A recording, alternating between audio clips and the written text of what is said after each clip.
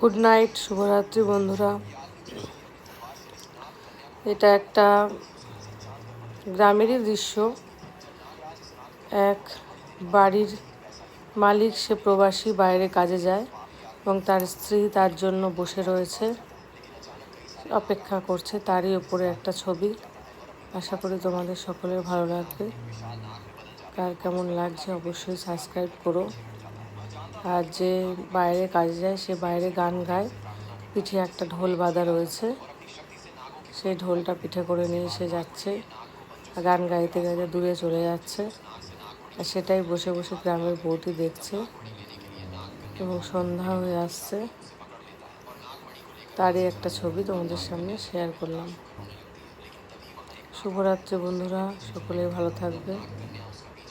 আর পেজটা ফলো করো, সাবস্ক্রাইব করো, পাশে থেকো।